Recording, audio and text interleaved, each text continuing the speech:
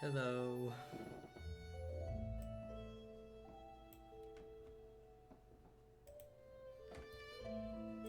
Hello and welcome to the stream. I think the music might be a tad loud. We'll see. I always have trouble with the music. Anyway, welcome.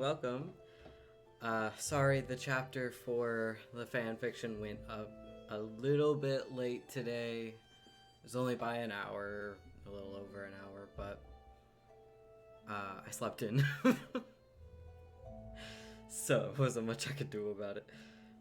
But yeah, oh my gosh. It's crazy. There's only one chapter left. I honestly I can't believe it. I can't believe it. It's insane. Like, we've been doing this since September, right? Like, you know, let's switch over to this screen. So yeah, as you can see by the title of the stream, and this here, we are writing Grian today. Which is fun, because I haven't really done much with Grian, to be honest. I haven't done much with him, but... coffee. It's kind of insane how far we've come with this story, right? Like, it feels like just yesterday I was writing this story. So much has happened in the last, like, 6 months. I think it has... Oh, how long has it been? September? It's been 5 months. We've been posting this for 5 months, guys. How do you feel about that? Do you feel old? I feel old. I mean, it's only 5 months, but, you know. Time passes so quickly. But yeah, so, you know, if you haven't read chapter 20, it is up. It's a little bit of a longer one.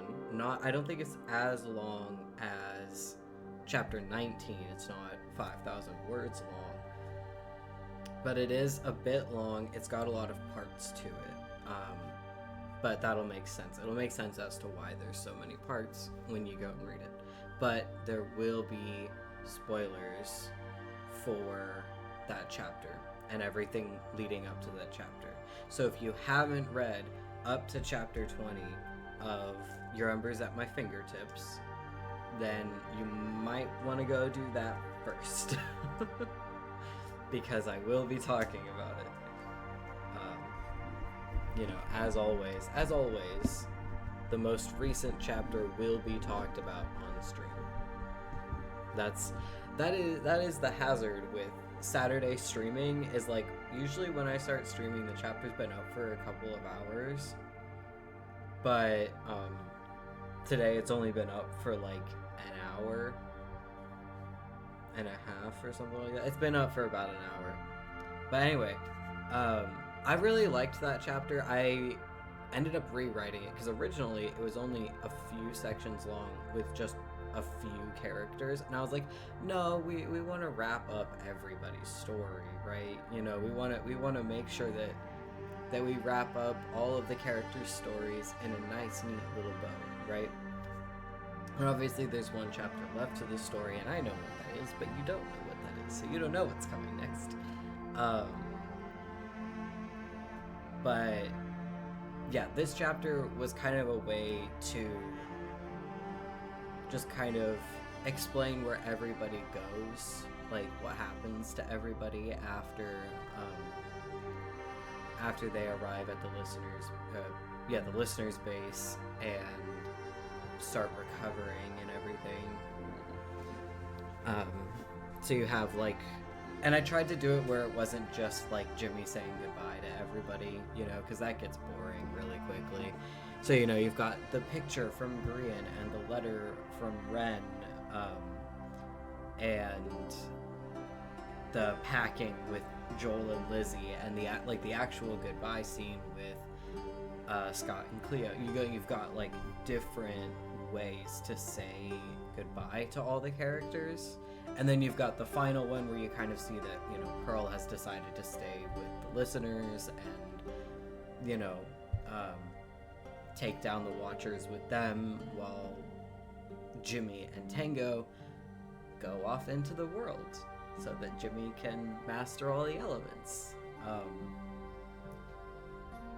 So, you know, we've got kind of a way to wrap up everybody's story, and I'm really happy with it. I actually rewrote Skiz's section like 2 days ago because this week was busy. So I was like, I have to fix this. But anyway, moving on from that, we've got Grian today, and as you can see from the stream title, we are writing a one-shot of Grian joining the Watchers, because that hasn't been talked about very much yet. We know that Grian decided to join the Watchers, right? Like, that's very clear. We know what was going on with that. But we don't know how that happened. So we're going to write how that happened today, because I feel like I had a bunch of one-shot requests, right? I have a whole list, and a couple of them I'm not even able to write yet because the story's not over. But Katie has given me some requests for the after, for stuff that we can write after. So we'll start doing that. Not next Saturday, but probably next Monday. We can start adding those to our roster of one-shots to write, because like, I don't want to do it on the day that the final chapter comes out, you know, because I feel like that's too soon, right? But if we start doing it on Monday, then that gives, you know, people time, like a couple of days to have read the final chapter, and it's not super long. So it's less of a chapter and more of an epilogue, and I feel like I'm able to say that just because it doesn't really tell you what's going to happen in that chapter, but it's more of an epilogue than it is a chapter, so it's not like a normal length, you know. But that gives people like 2 days time to have read that before we start working on the after chapters. But anyway, my thought for this, keep in mind, I woke up an hour and a half ago and I've barely drank my coffee, so this is going to be an interesting stream.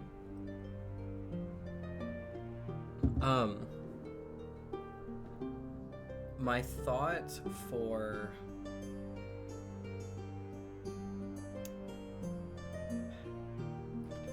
hold on, I need to check something. Just really quick, I need to check something. Okay. Alright, cool. Okay. My thought for this chapter is kind of like the thought that I always had for this situation is that Grian was at the Western Air Temple, and he was, you know, fairly young, probably like late teens, early 20s kind of deal, you know? So he was still kind of impressionable. Which means I need to change. Okay. I need to change some stuff in my head. So Grian was like late teens, early 20s, still at an impressionable age.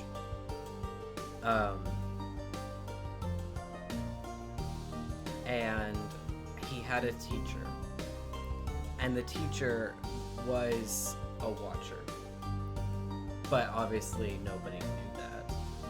And one day the teacher approached Grian and told him about this group that was trying to bring bending back, try to save bending, and obviously romanticize it, and make the watchers sound like they're the heroes and all of that. And so Grian, being as young as he was, agreed to join them. And my thought is, because we love angst, my thought is what we can do is have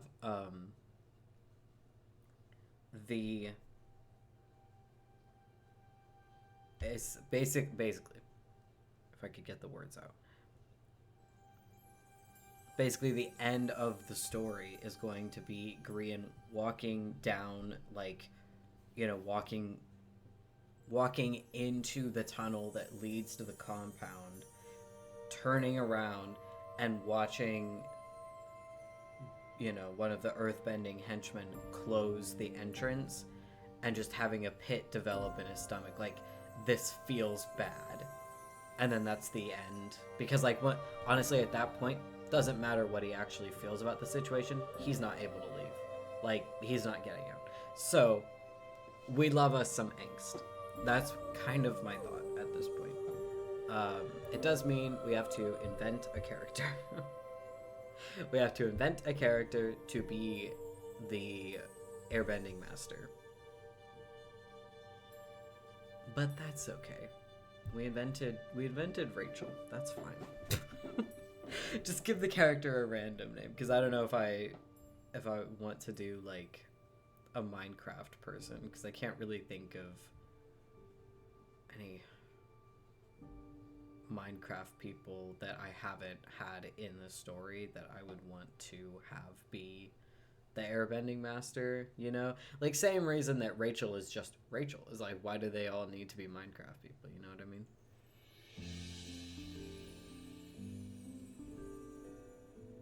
I don't know. That's just my thought on it.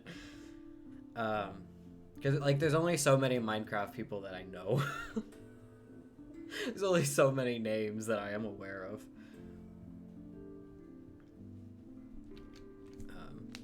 Because beyond Hermitcraft and Empires and the Life series, the only other Minecraft people that I am aware of are the Dream SMP people, and the people that I barely watched Rats SMP or Pirates SMPs, so it's I know some of the names from that, but I don't know anything about them. It's that kind of thing. It's I stick to my little circle of Minecraft people, and I don't really leave. Okay, let's get into it, shall we?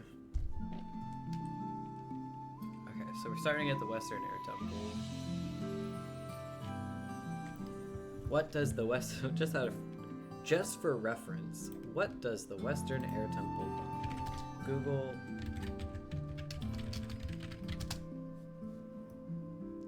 Okay, the Western Air Temple is the one that's under the stuff. Okay, the Western Air Temple is the one that's under the cliff face. It's oh wow, I see one that was built in Minecraft. That's impressive. That's really cool. Okay, cool. Now we have that up for reference. Awesome. Okay. So that does kind of, okay, never mind. That does work. I was looking at the wrong one when I was writing Grian, Mumbo, and Scar's photograph section. I was looking at the wrong air temple. That's okay. It still works. It's fine.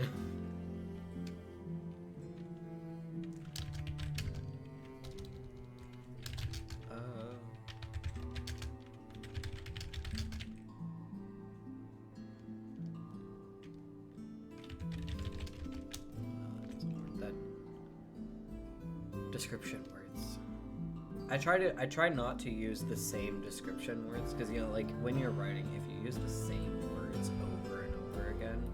then eventually it feels like really choppy. It's, you know, stagnant. It's not as interesting. But if you try to use like a plethora of description words, then it's more enjoyable. So you try to like, and also you want to like think about, if I was in this situation, what would I, like, how would I enjoy this? Like, if I was breathing in this sweet morning air, if I was sitting, you know, on one, if I was standing on one of the balconies of one of these temples and, you know, in the morning, what would I be feeling?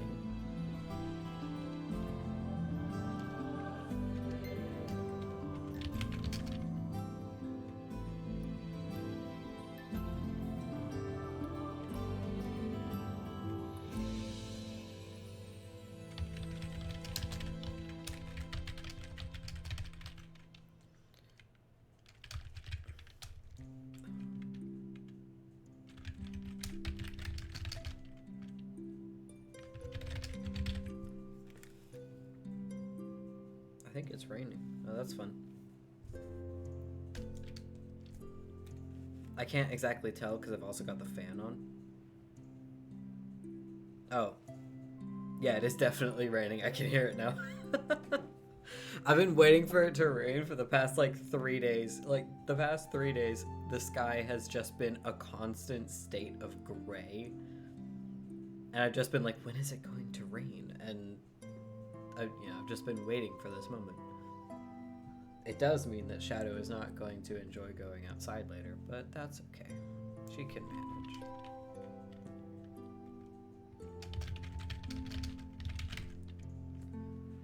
Okay. The sweet morning air waves across Green's pale skin, rustling his brown hair across his face. Okay.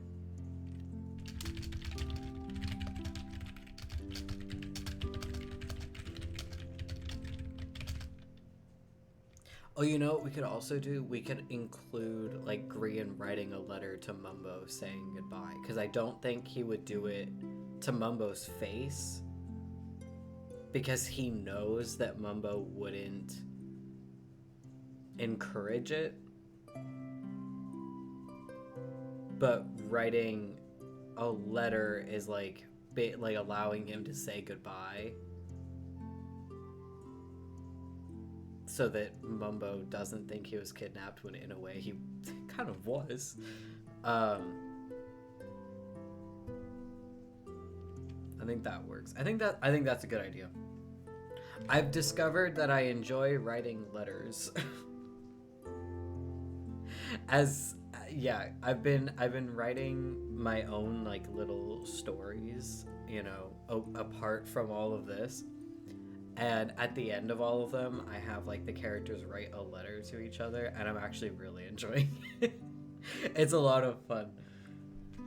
So I've discovered that letters are fun for me to write, and we love that.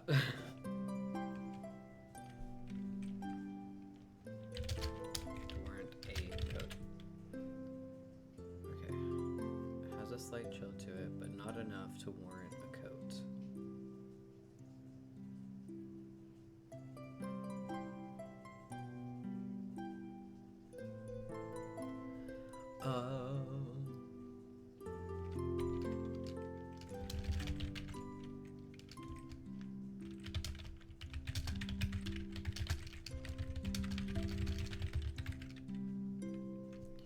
Okay, the sun is just beginning to peek over the horizon.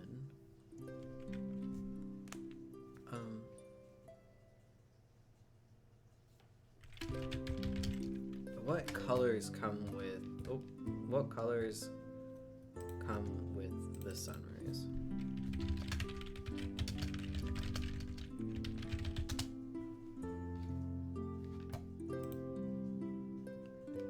Okay, sunrises and sunsets often produce beautiful colors in the sky. These colors can range. Well, that doesn't actually help me.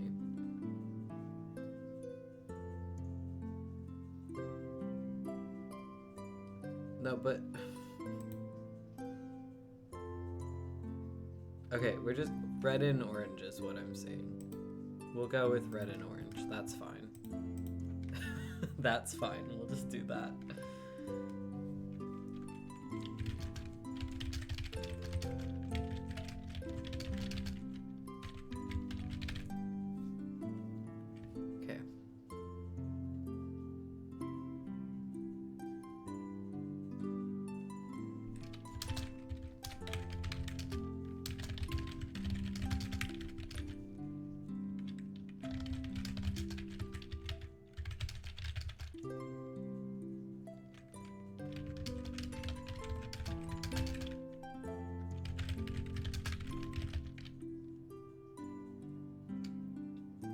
Sometimes Green wishes he could reach the heavens and be consumed by the gorgeous colors.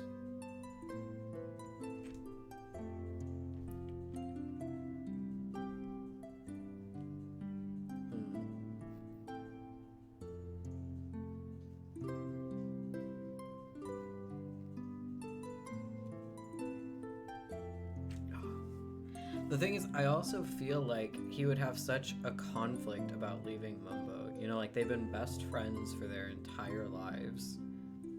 And now he has like the opportunity to, you know, quote unquote, be part of something great because he doesn't actually know what the Watchers are doing. He just, you know, he only knows what he's been told by his instructor.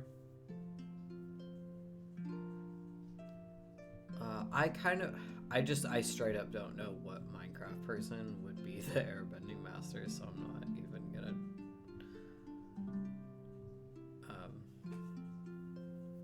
I've exhausted my list of people at this point.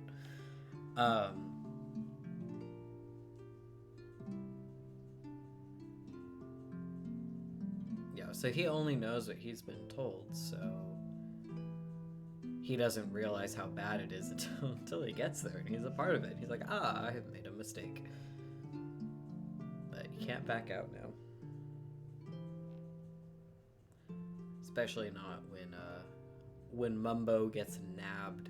Oh, you know what was really interesting about the poll that I started yesterday for today's stream?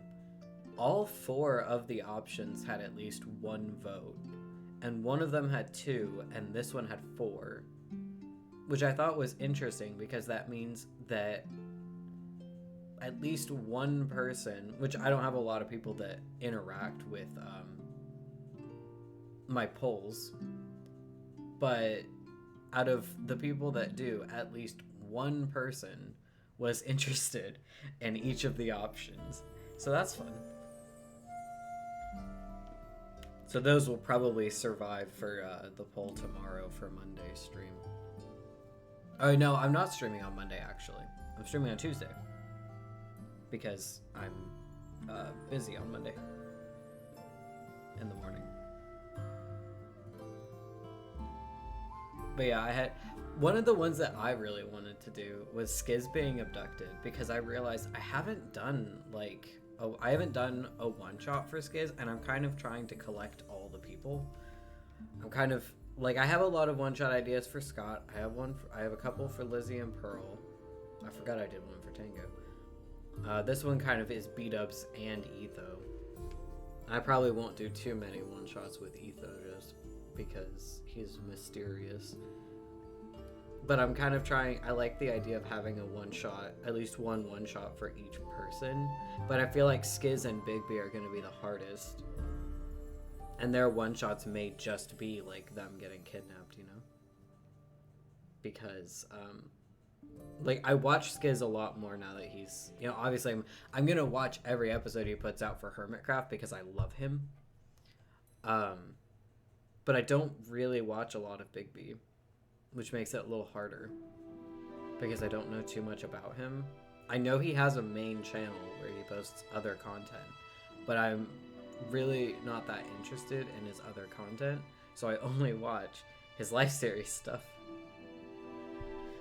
But because of that, I haven't watched his third life, I haven't watched his last life, I've watched all of his double life, all of his limited life, all of his Secret Life, but I haven't watched those two because, well, to be fair, those two I wasn't here for originally. I joined like 2 months after Last Life ended, so I wasn't watching those as it came out, which means I have to watch them like,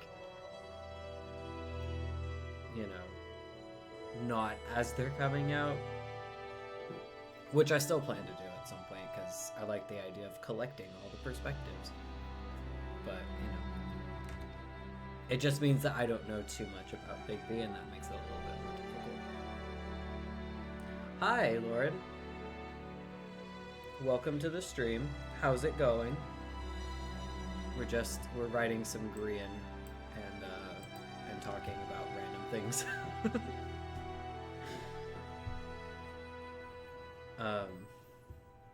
What's up? Well, I am talking about the Life series, which I always do, and we're kind of writing. I have a fan fiction, Your Embers at My Fingertips, and we're writing a one shot for that, where Grian is joining the Watchers, because that never got actually talked about. Ah, there we go. That's the fan fiction.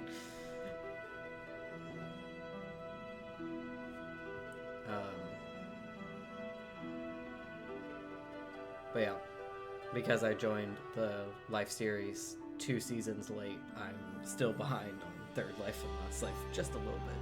Like 2 perspectives to finish and then 2 perspectives to watch, which I will do at some point. But Hermitcraft just started, so I'm a little preoccupied with that. Okay, what do we? Okay, the sweet morning air waves across Green's pale skin, rustling his brown hair across his face. It has a slight chill to it, but not enough to warrant a coat. The sun is just beginning to peek over the horizon, bathing the blue sky in warm reds and oranges. Sometimes Grian wishes he could reach the heavens and be consumed by the gorgeous colors. Okay. I kind of like that. I feel like that's a good intro. Kind of brings like a calm atmosphere kind of deal, which we like. For some intros we want very dramatic, draw your attention in, and some intros we like to have. Oh, it is raining and there is no thunder. Fun times. Oh my goodness. It has been wanting to rain for like 3 days. It's just been pure gray sky for 3 days. And now we get rain as I'm streaming. We love that.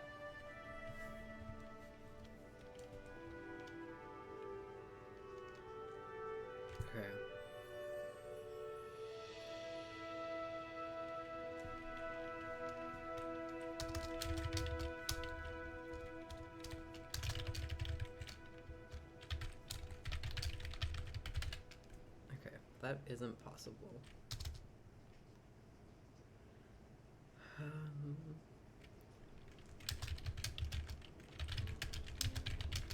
Oh my goodness. It is pouring. It is pouring so heavily. My goodness.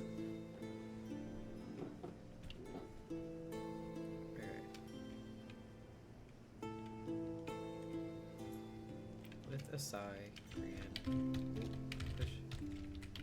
pushes off.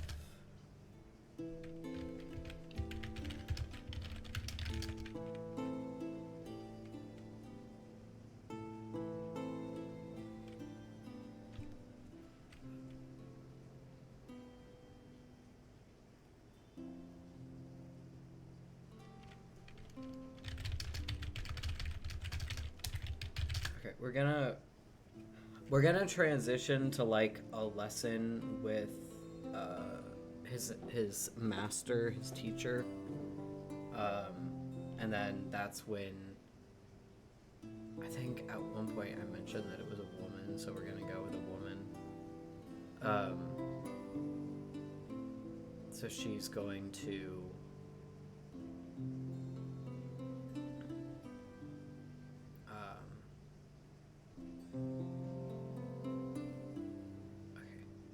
she's going to tell him about the Watchers, essentially. And we're going with the idea that he's like maybe 19. We'll go with that, because at that, like, when you're 19, you're still like fairly impressionable. You're an adult, but like you're not. You're still at that age where, you know, you don't always think about things too much. So we're gonna go with like 19. Not that that actually matters with anything. It's just for reference for me. So I go. Korean pushes off the balcony railing and walks back inside to gather himself before.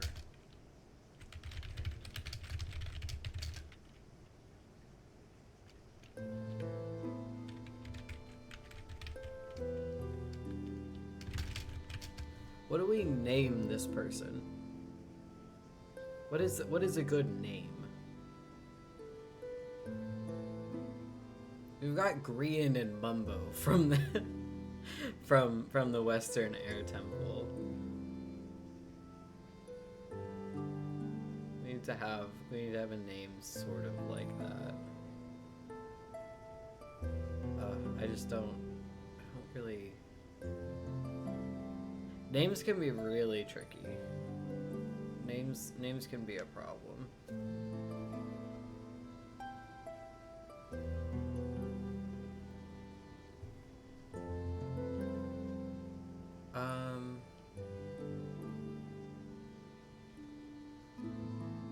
I always go with like highly fantasy names when I'm trying to come up with names that I don't already have an idea for. Because that's the name that I have, Belanta. And that's what we're going with. I have a system for coming up with names when I don't know how to name somebody. The way I do it is I start with like a letter or a sound, like a single syllable, and then I add to it until I like what I've come up with. So with this one, it's like I started with B, and then L, and then Anta. Like, you know, just go on syllables until you find a name that you like.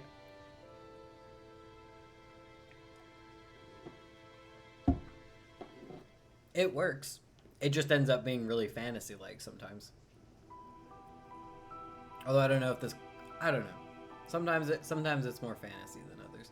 Other times I already have an idea for the name, and then it's really easy. But if you don't have an idea for a name, that's how I come up with them. You can also use like name generators. Those help. I don't use them too much though at this point because I have that. Because I just do that and I come up with really weird names and it works. It just depends on like if you need a regular name or a unique name, because like if you're just doing a regular name, then it's really easy to just be like Scott or Becky or, you know, Rachel.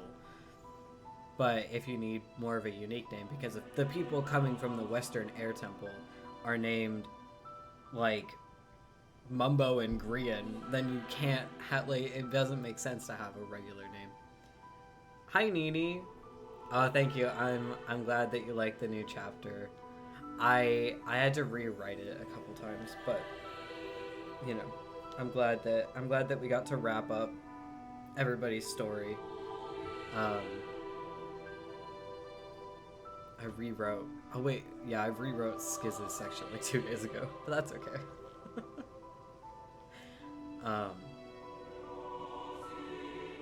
I really like how it came out. I think it came out pretty good.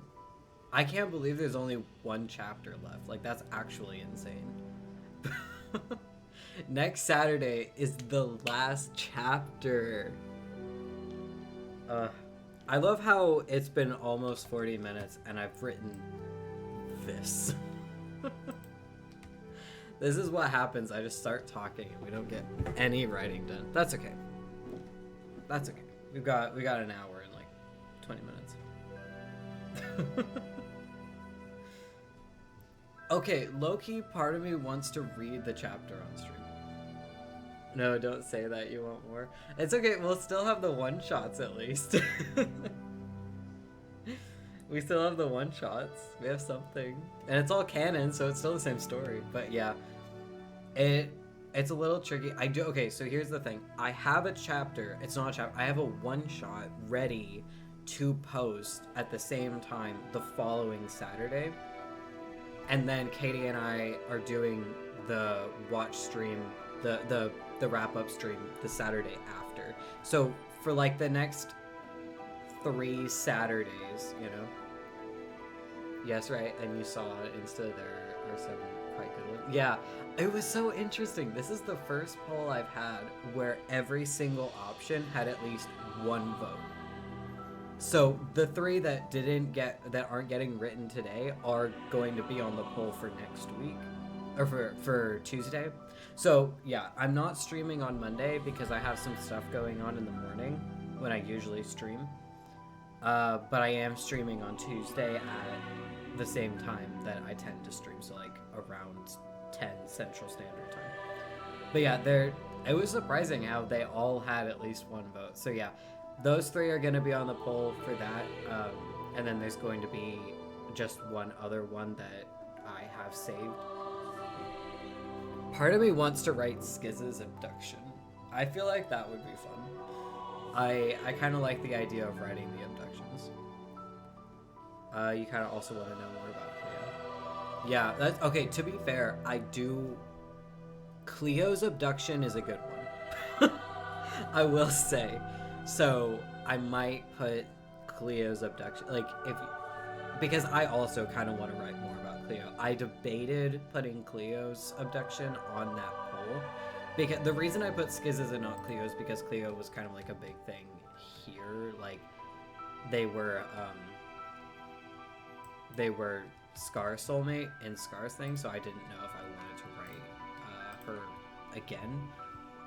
But I might, if you want to see more about Cleo, I can put Cleo on the poll for Tuesday stream as well. Like, I could put Cleo's abduction in there because, to be fair, it's mentioned. So you know how it's mentioned in chapter 20 that she was abused by her family, and that's why she goes to live with Scott. That gets talked about with. Oh wait, the thing is, I don't think it would be her abduction actually, or maybe it would.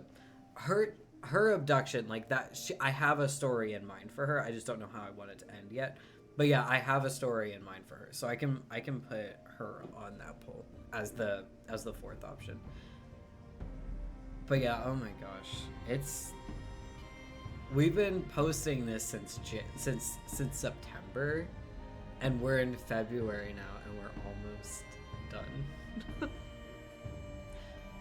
done. Also, one thing I'm a little excited for is when Katie and I were talking about the wrap-up stream, we have it mostly planned out. It ended up taking 4.5 hours to almost plan all of it, but we're not done yet. But while we were talking about that, she mentioned that a what-if series could be fun. And basically what that would mean is I write one-shots, non-canon one-shots about, like, what would happen in this situation. Like, what if this happened instead? That kind of deal. And it could be stuff that, like, happened during the tests or before or after, you know, that kind of thing.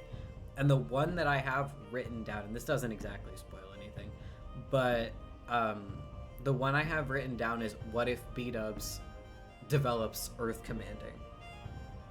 You know, because he's a non-commander at this point, and he was soulmates with Impulse. What if, after the tests, he developed Earth Commanding, and what that would entail? And so I have that written down as, like, a what-if series, and my thought is, after I post the chapter next week, the final chapter, I'm going to do a poll on Instagram about, like, would you be interested in a what-if series? And I gotta be honest, even if people say they're not interested, I might do it anyway.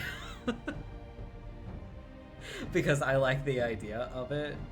because it opens the door to like so many new one-shots that wouldn't have even been thought about if we weren't doing a What If series.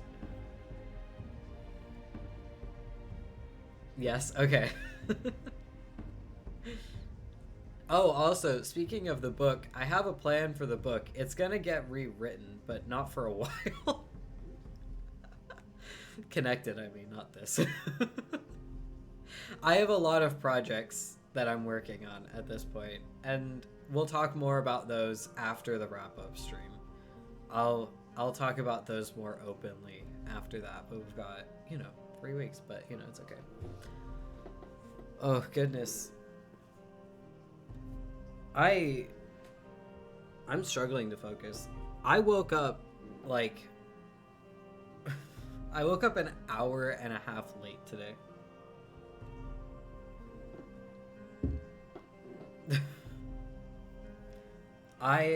Yesterday, I swept the entire house. And then my body collapsed. So I ended up having to sleep an extra hour and a half today. And I would have slept more if my alarm hadn't gone off. So that's why the chapter was posted late. Oh, goodness. And now it is pouring. We love that. Okay. I'm very distracted today. Can you tell? Am I okay now? Yeah, I'm okay. I just needed that extra rest. I also get the results from my neurology test this week, so that'll also be fun. But yeah, I'm basically I just spent the rest of that day not doing anything, but I'm okay. I just needed to rest. Okay, anyway, should we get back to writing? Should we do that? Okay. Let's read what we've written so far, which is a paragraph and a sentence, because I don't remember where we're at. Okay. Oh, thank you. Thank you for the hearts. Okay. The sweet morning air waves across Green's pale skin, rustling his brown hair across his face. It has a slight chill to it, but not enough to warrant a coat. The sun is just beginning to peek over the horizon, bathing the blue sky in warm reds and oranges. Sometimes Grian wishes he could reach the heavens and be consumed by the gorgeous colors, but that isn't possible. With a sigh, Grian pushes off the balcony railing and walks back inside to gather himself before journeying through the temples to meet Belanta, however you want to say that.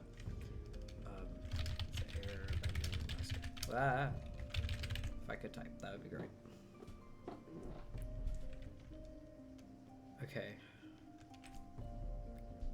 Focusing is hard.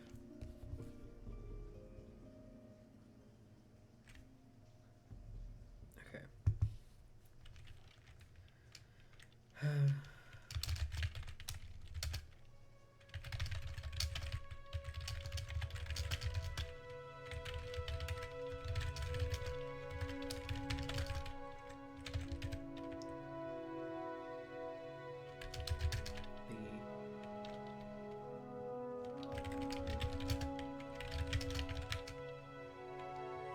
What do you call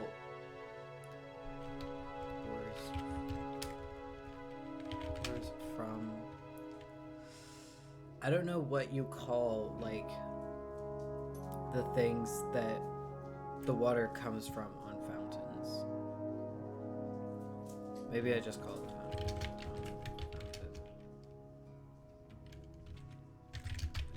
Soft splashes.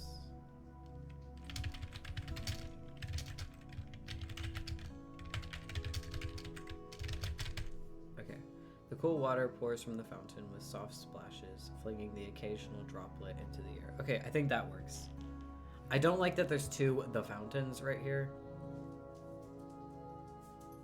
But I think you need it for description. Shadow, what are you doing? You would not even know what to call it in German. Yeah. I don't know what that's called. Is it called like a fountain head maybe? But I don't know what that's called.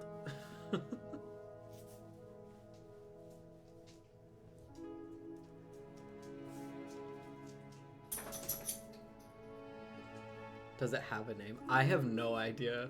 I feel like it's probably like a head or a faucet or something, but I don't know what. I don't know.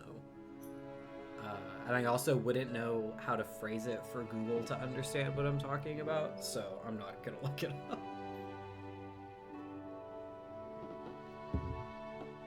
I'm not gonna lie, part of me wants to read chapter 20 on stream, but I don't think I'm going to do that. Just because I haven't read it in a couple of days, but I can read it after stream. We'll write this, it's okay. I'm all over the place. I should not be streaming right now. It's fine. This is what happened. My streams... Okay, you know you've got Katie's streams where, like, she's very focused. And she's, like... She has a goal, and she's doing the goal. And then you have my streams where we don't have a goal, and we're just... Maybe we write, maybe we don't. Or on the stream. Should we read it on the stream? Should we do that? Oh gosh. My streams are so much more chaotic than Katie's. This is great.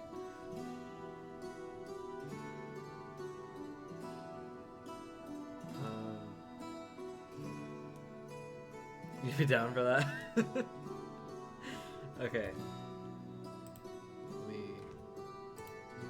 I don't think this is gonna dox me. Okay.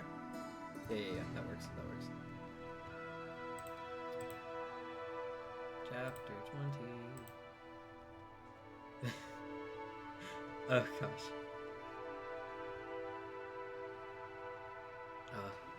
Okay. Let's do this. So you weren't a part of limited life, the therapist Rachel starts. A notepad sits perched on her lap.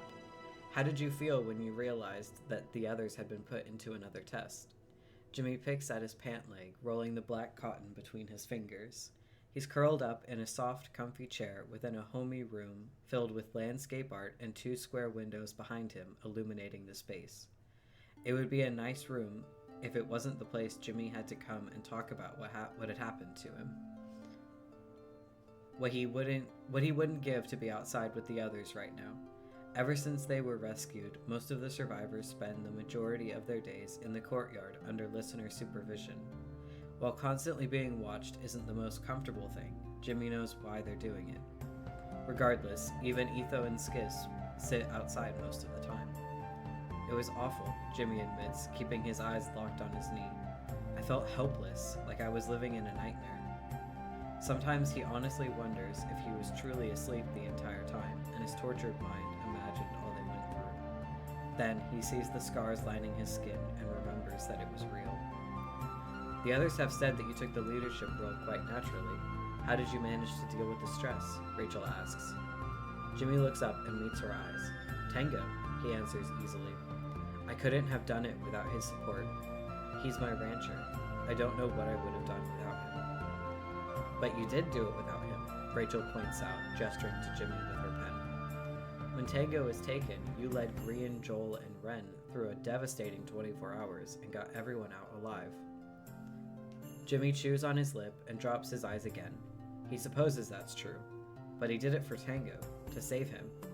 And without Tango's words in Double Life and before he was taken, there's no way Jimmy would have been able to do half of what he accomplished. More than anything, Jimmy wishes Tango was awake. He's been asleep for 2 days now. The listeners say he's still recovering from what he went through in limited life. Suddenly becoming the Avatar and his mind going through weeks of trauma in just a day took a heavy toll on him. Rachel smiles softly. We'll move on from that. How do you feel now that you're all free? What are your plans for what comes next? Jimmy blinks out of his thoughts. Well, when Tango's awake, we'll talk about that.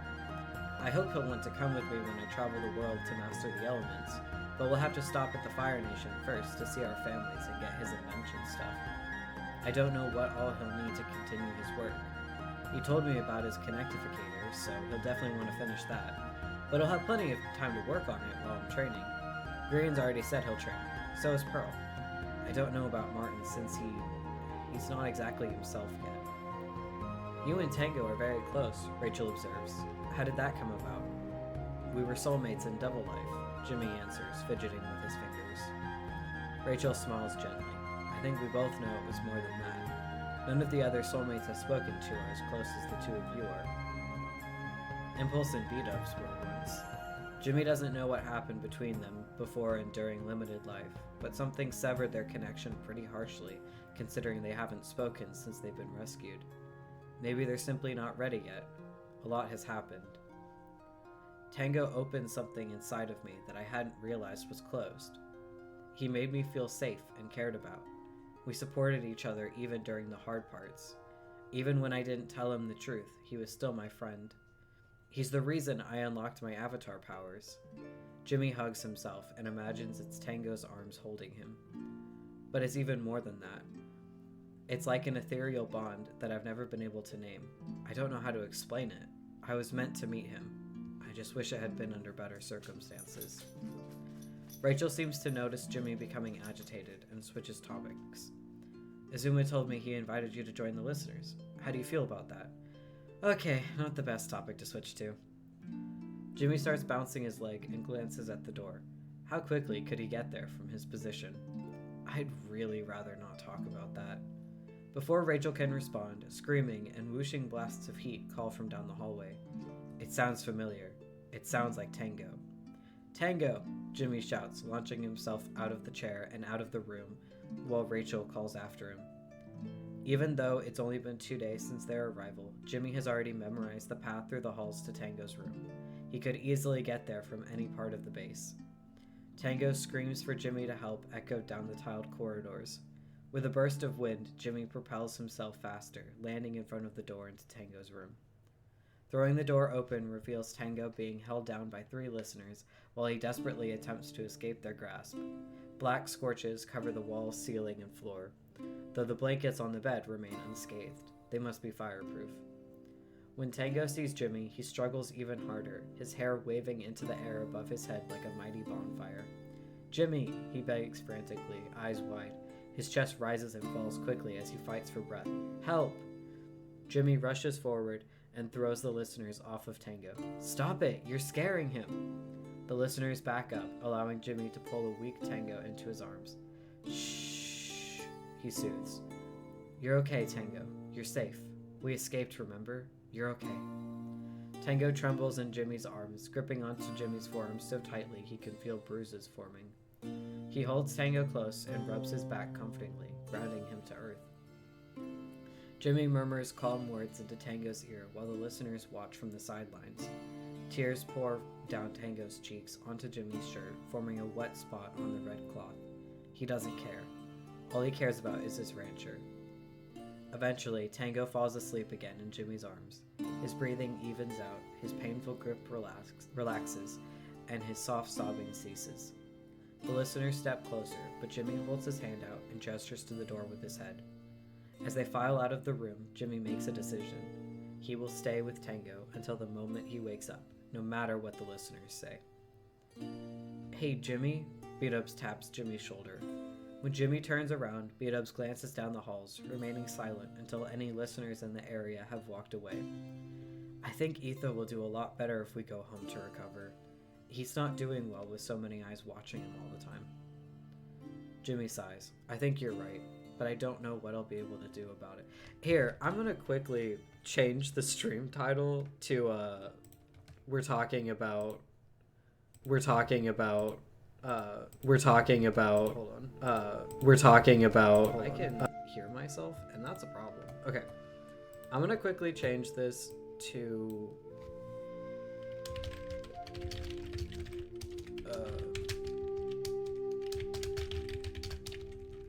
we're just changing it to talking about chapter 20. We're just gonna quickly do that. Yeah. Because that's This is a completely different stream now. Let me just fix that. Yeah. So if we're doing that, then that means I can talk about the sections as I'm going. So basically, with this section, I wanted to have a moment where Jimmy could kind of like sort of talk about his experience a little bit and show what the listeners were doing to help them. And so you've got like talk therapy, right? Which is, I think, one of the more common types of therapy. I have it. I don't mind talking about that I have that. But I think talk therapy is like the most common, because sometimes it's very like cathartic to just be able to talk about it with somebody that you know isn't gonna judge you. So I wanted to do that, but then this is also like showing what Tango was experiencing and how, like, because think about it, he was the Avatar.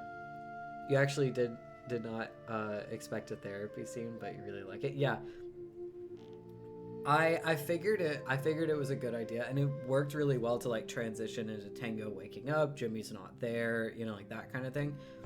But in my head, they have like many different forms of therapy that they're trying. Because think about it, like they've been prisoners for 7 years. They've been going through very traumatic events. Talk therapy is not going to be the only thing that helps them.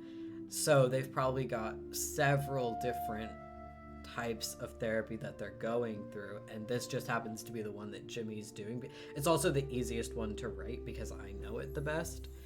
But then you've got like Tango waking up, doesn't know where he is, doesn't know who's around him, doesn't know where Jimmy is,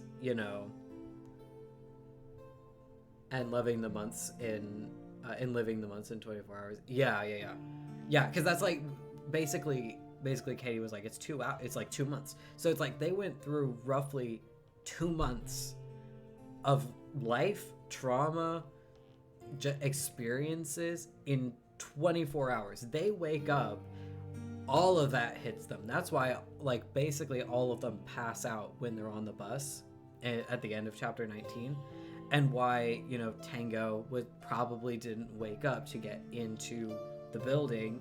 He was probably carried in, like several of them. We'll see that in this section here. And so just think about that. Like, you're exhausted. You were just the Avatar. You wake up. You don't know where Jimmy is. He doesn't know who the people around him are. He doesn't know where he is because he didn't come into the building.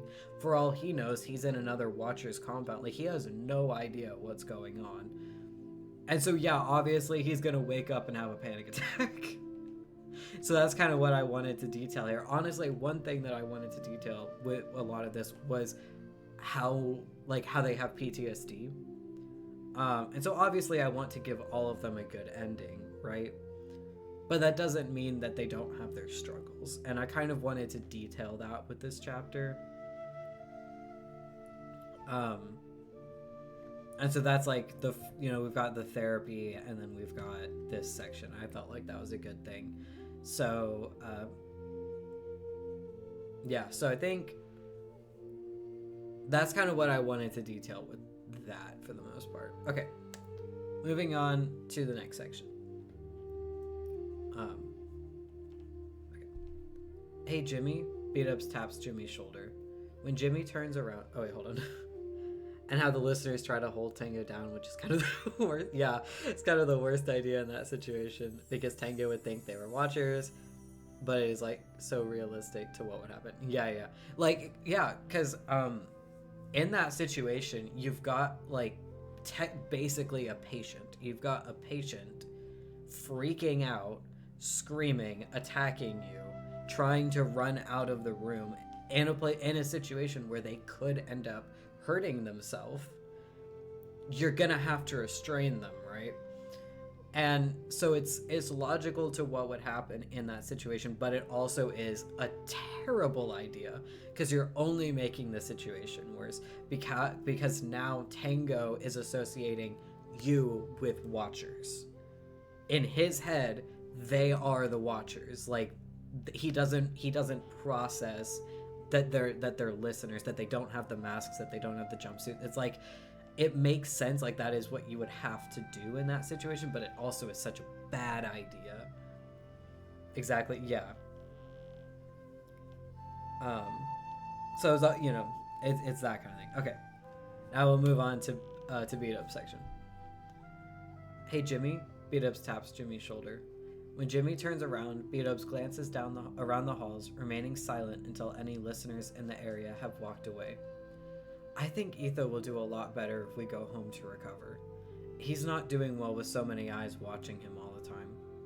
Jimmy sighs. I think you're right, but I don't know what I'll be able to do about it. The listeners seem to be under the impression that constant supervision and therapy of all sorts will be enough for every single one of them, but Etho isn't like the rest of them. He's had a lot of bad experiences with other people. The only person he really trusts is Beat-Ups. As soon as Etho woke up after being rescued, he freaked out and nearly took down half of the building and threw around about 20 listeners before they were able to sedate him. Ever since then, he's not spoken to a soul aside from Beat-Ups. He allows Joel's presence, but doesn't really say much. Or at least, that's what Joel claims. He's not recovering. If anything, he's getting worse. You're the Avatar! Beat-Ups holds his hands out in emphasis. If you tell them something, they'll listen to you. Jimmy hesitates. Just try. Please, for Etho's sake. Beat-Ups places a hand on Jimmy's shoulder for a moment before walking towards Etho's room. Maybe Jimmy should say something. Etho really is suffering with all the people swarming him all the time. He had gone from being alone consistently to being subjected to several years of trauma to being guarded 24/7. That's a hard transition all around. Okay, Jimmy will bring it up to the head listeners. Later that day, Jimmy is called into a listener meeting, which ends up being the perfect time to mention it. Guys, I really think Etho and Beat-Ups should be allowed to go home to the swamp. Jimmy starts, fully expecting the others to argue. Why's that? Flip asks from across the table. Well, Jimmy fiddles with his fingers in his lap. He's not getting better. He sits in one spot, doesn't move if someone is in the room, doesn't speak to anyone except Beat-Ups, doesn't participate in therapy, and attacks anyone who touches him. Not exactly helping your point, Azuma says. That proves he still needs help. Help he'll get if he goes home, Jimmy argues. Etho has always been a very private person, and I really think that if he were to go back to the swamp with Beat-Ups to recover, that he would get a lot better.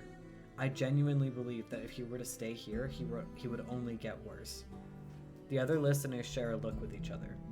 If we did that, we would have to have some way to check up on them, Jem mentions. We can't just let anyone disappear. Who's to say the remaining watchers wouldn't seek you guys out to kill you? Send a listener out once a week to check up on them, Jimmy suggests. That way we'll know if they're both okay, but won't invade their space too much. That could work, Zed agrees. I have been worried about Etho's progress. If you believe this will help him, then I say we do it. Azuma nods, all in favor of sending Beat-Ups and Etho home to be checked on once a week. Jimmy, Azuma, Fwip, Jem, Doc, Lizzie, and Zed hold their hands up. The next day, Beat-Ups and Etho left to return to their home in the swamp.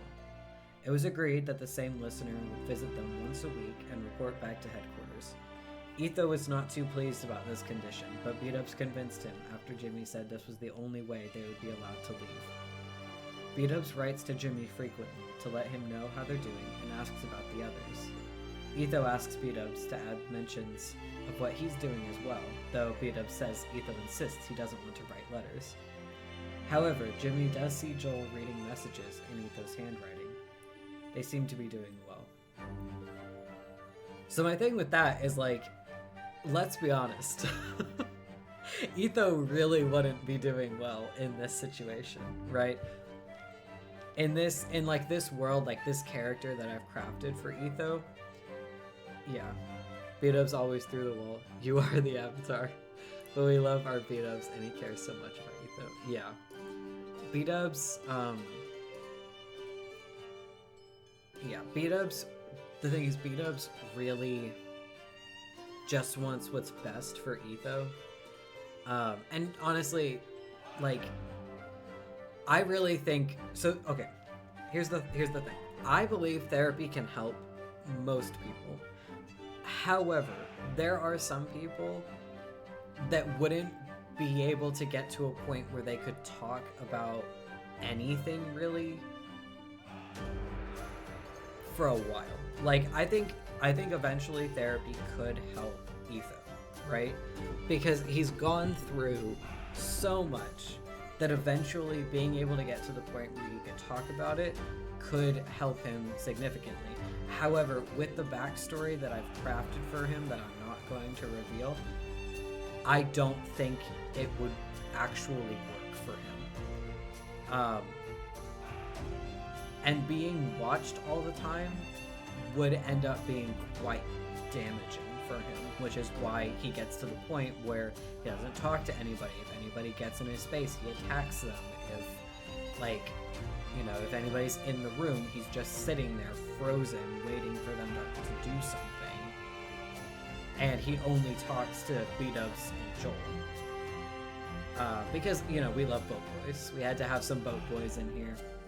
I will say, there is some stuff about B-Dubs and Impulse that I didn't talk about in this chapter that I do believe I have written down to talk about in the wrap-up stream. Because I do want to clarify some stuff about them. Because, like, I have a reason for why B-Dubs ended up avoiding Impulse. Because, like, they were so close in Double Life, right? And then they wake up, and B-Dubs completely ignores Impulse. And that's so weird, right? So I have a reason for it. Actually, I feel like I can probably talk about it now. So you remember... Let's go back to this. You remember in this one how... Let's actually go down to the bottom. How we've got this section... We've got this section. Guys, Impulse gasps. Scar and B-Dubs shoot to look at him, only to find his body being consumed by the white glow that had taken Cleo from them. B-Dubs reaches out and grabs onto Impulse's wrists. No, don't leave me, Impulse. Impulse grasps B-Dubs' shoulders and vanishes into a burst of white light. The shadows hiss and back away. They don't seem to like that. Impulse disconnected. We've got that moment. That's why B-Dubs kind of avoids him. He watched Impulse be taken from him. No idea where he was going, what happened to him. B-Dubs is begging for Impulse not to leave, and he vanishes in B-Dubs' arms. That's traumatic. One of your best friends, your soulmate, vanishes from your arms. You have no idea if they're dead, alive, like what happened to them. He's terrified. He doesn't want to lose Impulse again. So he avoids him to the point that, like, that he ends up hurting Impulse. Eventually, they start talking again. I will say that eventually they start talking again. But B-Dubs can't bring himself to finish a letter to Impulse for like a month after they've gone. So Impulse is just like believing that B-Dubs wants nothing more to do with him. But B-Dubs is like drafting out these letters, crumpling them up and throwing them away and then writing another one, to the point that like he doesn't know how to say what he's trying to say. But he does eventually send a letter to Impulse. I didn't include that here because at the point that I was writing this, I didn't, like, B-Dubs wouldn't have been writing to him at this point, right? But he does eventually talk to Impulse. They do eventually start connecting again. And maybe I write a one-shot for that at some point. That letter. I could totally write that letter as a one-shot. That would be fun. That's probably something I would do off stream though, because that would be really quick. That would be a really quick letter. But I think that could be a fun thing to write at some point. But yeah. I ended up, like, a lot of this stuff is quite tragic. And that's intentional. Like, this story, like, the end of the story is happy. They all, you know, spread out and go and, you know, live their lives again. But it is like they did go through a lot, and so they're all still dealing with that, and I wanted to write that. That's good. You're still happy. Beat-ups had Cleo in limited life. Yeah, and that one shot, Scar's one shot, was kind of like the beginning of the Clockers, because it was like them and Impulse against like all of the nightmares that was Double Life when the glitches started. Yeah, and I will say Beat-ups, Cleo, and Scar remain very, very close after all this. Yes, and was so good. Everything coming together. Yeah. I like filling in the gaps. I like that. And I like that we got this chapter to kind of like wrap everything up. Originally, this chapter only had a few moments with just like random characters, and I was like, no, I need to wrap up everybody's story. We need to have closure for every character. So I ended up adding a whole bunch of stuff. Whole bunch of stuff got added so that they could all have a moment. And now we have Cleo and Scott's moment. So we'll go on to that. Music is a bit loud.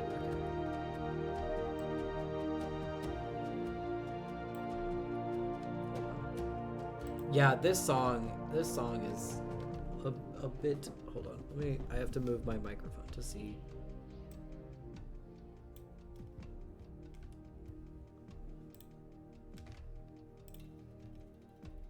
Okay. Is that better? Let me know if that's better. Yeah, my microphone just ends up being in between my two monitors, and so it covers up like one side, you know. Yes, better? Okay, cool. Yeah, that song is just a bit loud. Okay, now let's move on to Cleo and Scott. Cleo was a bit different when she woke up in the listener's base. Not in a bad way. Actually, it was kind of a nice change. Something happened during limited life that she hasn't fully disclosed to Jimmy, but he's gotten some information from Tango. Cleo was a maternal figure to Beat-ups and Scar, which led her to protecting them as much as she was able to.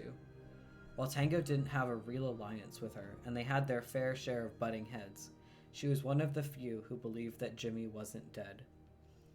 Cleo's also a lot softer than she once was. She's even smiled at Jimmy on occasion when they pass by each other in the hall, or waves to him from across the courtyard while she and Scott make flower crowns together. It's much more genuine than it would have been in any of the tests they were in together, especially Double Life. Scott is the same as he's always been, a light in the darkness, bringing happiness and laughter to all those around him. Though, whether he'd admit it or not, he's more fragile and shattered like the rest of them. He and Jimmy talk fairly frequently, too. Sometimes their conversations detail events from the tests, other times it's more geared towards their lives before. Jimmy tends to let Scott lead those talks. And others, they daydream about what's waiting for them beyond these walls. After 3 months, the pair of friends are ready to go home. Scott has traded plenty of letters with his parents in the North Pole. Most of them received letters mere days after waking up in the listener's base, and introduced Cleo to them that way. Cleo can't go back to their home in the Fire Nation. They refuse to walk back into another abusive situation, and their parents haven't responded to the news of her rescue anyway. So it was easily decided that Cleo would move to live with Scott and his family. His parents already talked to her and about her as a daughter they've had their entire lives. Now, the Waterbender and Firebender stand in front of the entrance with their bags of belongings resting on the ground beside them as they prepare for their trip back into the real world. It's been so long since they've been free. "I'm going to miss you so much, Jimmy," Scott murmurs, wrapping him up in a big hug. "You better answer my letters." Jimmy chuckles, and risk Icebender Scott's wrath? I wouldn't dare. He pulls back and smiles. "Let us know when you get there safely." Scott laughs softly and gestures to the listener waiting to escort them home. "I have a funny feeling you'll know as soon as we land." As Scott steps away to grab his bags filled with treasures his parents had sent him, Cleo moves forward awkwardly. Jimmy, I know we were never really close, and I did kind of mess with you and Tango in Double Life a bunch, but well, I really respect you, and I know you'll do well. They quickly hug him and promptly walk away. With a sigh and arms linked, Scott and Cleo walk out of the door and into the real world together. So this is a shorter one, but I felt like it didn't need to be too long. It was just kind of like Cleo and Scott saying goodbye. You love how I described how Scott is. You imagined it the same way. And Cleo and Scott both living together again. Yay, now Cleo is part of his family. Yeah. Because essentially Cleo's parents are awful. So I felt like it was good to have them kind of like, you know, go together. Like obviously a firebender in the North Pole is going to be interesting, but I felt like out of all of the characters, the two of them, like I don't think they would have wanted to be apart, you know what I mean? And I love the idea of Cleo kind of becoming, you know, Scott's sibling. I think that's really great. I also really wanted to have, where is it? This moment. Because I realized in this story, like Katie and I ended up talking about this as I was finishing this story. We were talking about how we kind of made Cleo just this villain and didn't really have her, like, they were never a good person. And I was like, I need to change that.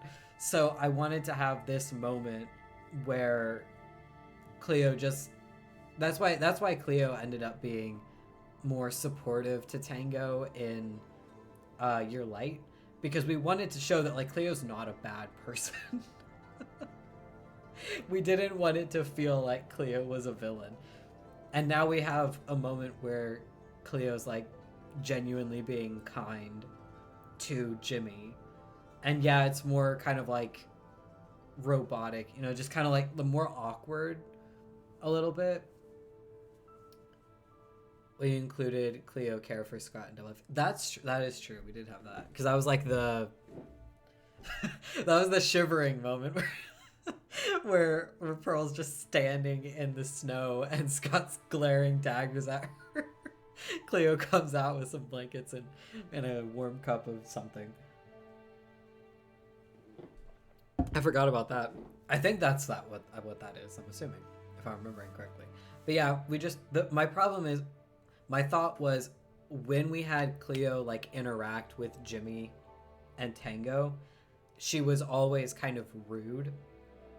And so I wanted to have a moment where Cleo was being, that's what you meant? Okay, cool. Where Cleo was being like actively kind to Jimmy. I just kind of wanted to have that moment, and I felt like this was a good moment for that. Especially after Limited Life, where, you know, she wasn't exactly allies with Tango, but they did have some moments where she wasn't flinging rocks at him. Oh, goodness. This story has been absolutely insane. But yeah, that's kind of... And I was really hoping I did the dialogue for Scott good. I felt like I did it pretty well. Yes, and to be fair, Scott and Cleo kind of were villains Double Life. Yeah. Like, that was my thought, is from Jimmy and Tango's perspective. Like, if you just watch Jimmy and Tango's perspective, Scott and Cleo really are the villains. So that's kind of what I was doing when I was writing that. But because of the context of the story, I didn't want it to feel like, oh, this character is just a villain, you know what I mean? So I was trying to make her more of a person. So, but I feel like this kind of worked. And I really do love, like, them being siblings, you know, going off and being siblings makes me happy. And then this is also a short one. Some of these are pretty short because they didn't need to be long, and this was more of a describing thing than like an interaction. Okay. 2 weeks after Grian, Mumbo, and Scar leave for the Western Air Temple, Jimmy receives a photo in the mail. Happy and healthy, the three friends stand in front of one of the massive towers. Scar is in the middle with... Oh, not just from their perspective. Scott and Cleo even talked about that. They were like, are we the mean girls? Yes, I think we are. Yeah. They were just kind of going around. Yeah. It's been a while since I've watched any perspective other than Jimmy and Tango, but you're not wrong. I remember that from the out of context. Are we the mean girls? Scar is in the middle with his hands up in the air and a huge grin on his face, all teeth. Mumbo stands on Scar's left with his hands on his hips and a similar happy smile tugging at his lips. Goggles sit atop his black hair, a thin layer of soot covers the lower half of his face, and he's wearing working gloves, like he had been called out of some job to take this picture. On the right, Grian has his hands pointed at the pathway, and he's levitating a few inches off of the ground. If Jimmy looks close enough, he can see the dust on the floor beneath him scattering in the wind. They seem happy and free. From the look of things, the air nomads already have Mumbo working on a project. Maybe they're updating something to be a bit more modern. Jimmy doesn't know a whole lot about air nomad culture. Maybe he did once, but he was trapped underground and in simulations for several years, so he'll give himself a pass on this one. Tango leans over Jimmy's shoulder and chuckles. They look like they're having fun. Jimmy smiles and flips the photo over to see a little note from their trio of friends. See you soon. It's such a simple sentence that most people say in casual circumstances without even thinking about it, but it fills Jimmy with so much hope. It's a promise that they can actually make each other now. Before, they never knew if they were going to see each other again, but now they can make that vow and it might actually be true. It brings a real, genuine smile to Jimmy's face. Yeah, so this one was kind of... I liked this one, because what I was trying to do with this chapter is have, like, several different methods of showing what happened to the characters. So you have, like, the therapy session and Tango waking up to kind of show that, and you've got B-Dubs asking if he and Etho can go home, and then the listeners meeting, and then we've got Cleo and Scott saying goodbye and leaving, and we've got this one, which is a picture. I love how much those Feathers casual simple words can mean. Yeah, because that's the thing with all of them. It's like the see you soon, see you later, that kind of thing. They couldn't say that before. For the past 7 years, they haven't been able to say that because they never knew if they were actually going to see those people again. Even in the simulations, when somebody's like going off to the mines, you don't know if you're going to see them again. They might die while they're caving, You never know. With the simulations, they've never been able to make that promise, and now they can, and that's huge. And I love describing the picture because, like, it's not like super descriptive, but you can I can kind of imagine what the picture looks like.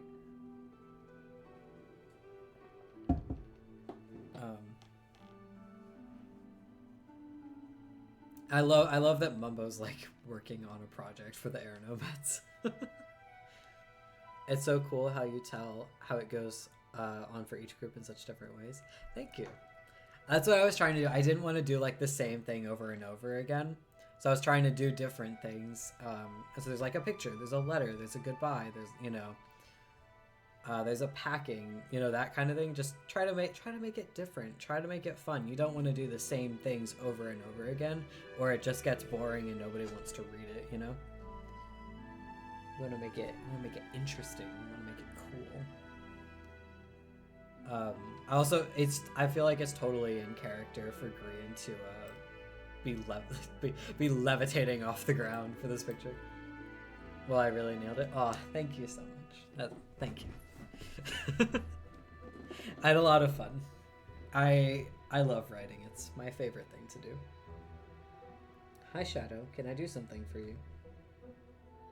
I moved slightly, and she lifted her head up, and now she's staring at me. Yeah, that's so green. Yeah. I feel like it's very in character for him.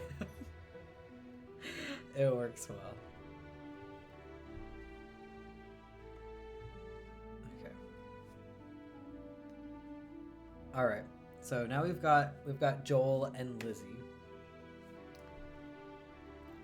Babe, have you got the papers? Joel asks while shoving his shirt into his bag. Lizzie rummages around in her backpack before triumphantly pulling their travel documents out. They're a bit crumpled, but not damaged in any real way. Got him. Joel nods and glances over at Jimmy, who's standing in the doorway awkwardly. Jim, lad, if you're gonna stand there, then get over here and be useful.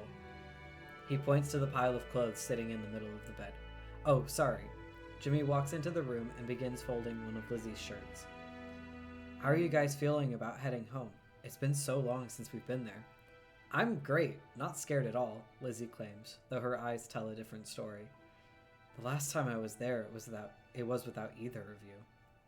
Joel places the pair of pants in his hands down on top of his bag and reaches over to take Lizzie's hand.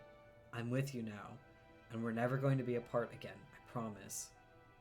Lizzie smiles and pulls Joel into a hug. They've rarely been separate since they woke up, which Jimmy doesn't hold against them in the slightest. It's a rare moment when he's apart from Tango. Separation anxiety is what Rachel called it. The only reason Jimmy isn't with Tango right now is because he's 2 doors down. Because he's 2 doors down talking to Pearl about something personal. Jimmy knows that's code for they're talking about him because with anything else, Pearl would have come to him. Either way, Jimmy's fairly certain they all have at least a bit of separation anxiety with at least one other escapee. Have you seen any pictures of your place in the Capitol? Jimmy asks, drawing the couple's attention away from each other. Yes, Lizzie exclaims, grabbing one of the crumpled papers she had pulled from her bag. It's perfect. Everything I could have ever wanted. Look. The next hour is spent with Lizzie and Joel gushing about their new lives, while Jimmy listens and adds comments when necessary. Mostly he just lets them talk. It's nice to see his family so incredibly happy after so long. So this was an interesting one because like Joel and Lizzie are initially going back to their home in I don't even the small town that they're from. And Jimmy was also there. So it's like, how are you guys feeling about heading home? It's been so long since we've been there. Sometimes I forget that they were like best friends before all of this. And it makes me wonder like how that's going to change. Like the thing is, they're all kind of connected at this point. And you know, so Joel and Lizzie are moving to the Capitol, but so are Impulse, Skiz, and Zed. So maybe they interact, like maybe they hang out because like they were never close in any of the tests, right? Like Joel and Lizzie were never, teamed up with Impulse or Skiz. But I feel like it would be interesting if they ended up becoming close once they're all in the Capitol, because it's like they're the only people that know what they've gone through. Impulse and Skiz are the only people that will understand Joel and Lizzie's struggles. So I feel like it makes sense for them to become close. But also, yeah, I can imagine they would hang out from time to time. Yeah. Katie was like, can they have tea parties? And I was like, absolutely. They just have tea parties from time to time. But I like that Lizzie and Joel are, finally getting to live out the dream that they had before all of this.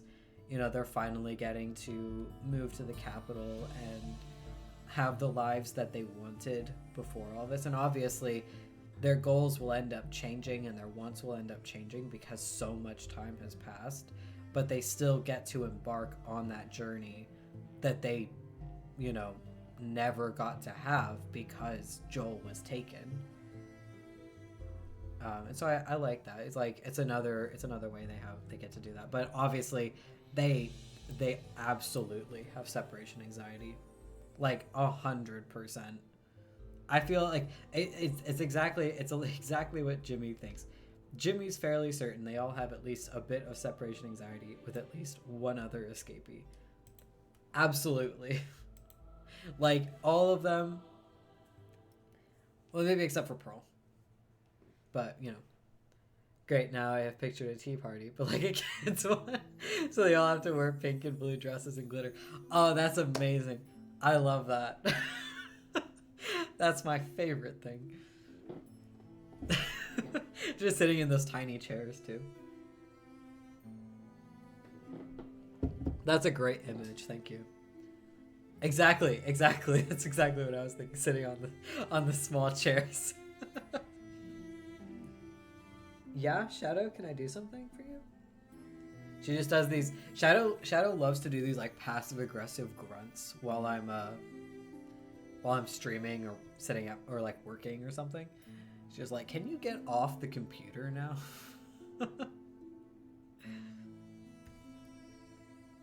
And I'm sure that like Jimmy eventually goes and visits them in the capital, and they trade letters. And when Tango's connectificator is working, they call each other frequently. You know, I'm sure all of the escapees end up staying in touch. You know, for the most part. Maybe Scott and Pearl have some problems, like Scott, Cleo, and Pearl. You know, how dare I stream when there is a cute dog to cuddle? I know it's insanity. How dare I not spend all of my time cuddling with Shadow?